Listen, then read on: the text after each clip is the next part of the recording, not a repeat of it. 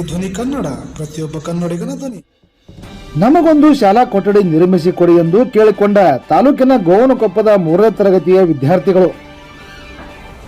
ಈ ಶಾಲೆಯಲ್ಲಿ 1ನೇ ತರಗತಿಯಿಂದ 7ನೇ ತರಗತಿಯವರೆಗೆ ಸುಮಾರು 150ಕ್ಕೂ ಹೆಚ್ಚು ಮಕ್ಕಳಿವೆ. ಆದರೆ ಮಕ್ಕಳು ಸರಿಯಾಗಿ ಕುಳಿತು ಪಾಠ ಕಲಿಯಲು ಕೊಠಡಿಗಳು ಇಲ್ಲ.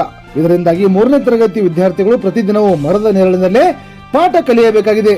ತಮ್ಮೂರಿನಲ್ಲಿಯೇ ಶಾಲೆ ಇದ್ದರೂ ಕೂಡ ಕೊಠಡಿ ಇಲ್ಲದ ಕಾರಣ ಮಕ್ಕಳು ಪಕ್ಕದ ಗ್ರಾಮದ ಶಾಲೆಗೆ ಹೋಗುವ ಪರಿಸ್ಥಿತಿ ಬಂದೊದಗಿದೆ. ನಳಿಗೆ ಕುಂತೀವಿ, ಅಲ್ಲೇ ಪಾಠ ಮಾಡ್ತಾರೆ.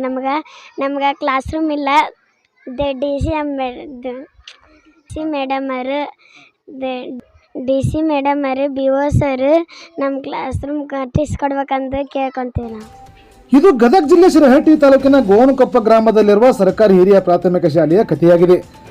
ಇಲ್ಲಿನ ಮುಖ್ಯ ಗುರುಗಳು ಹಾಗೂ SDMC ಅವರು ಸಂಬಂಧಪಟ್ಟ ಅಧಿಕಾರಿಗಳಿಗೆ ಹಲವಾರು ಬಾರಿ ಮನವಿ ಸಲ್ಲಿಸಿದರೂ ಕೂಡ ಯಾವುದೇ ಪ್ರಯೋಜನವಾಗಿಲ್ಲ ಎಂದು ನಮ್ಮೊಂದಿಗೆ ತಮ್ಮ ಬೇಸರವನ್ನು ವ್ಯಕ್ತಪಡಿಸಿದರು.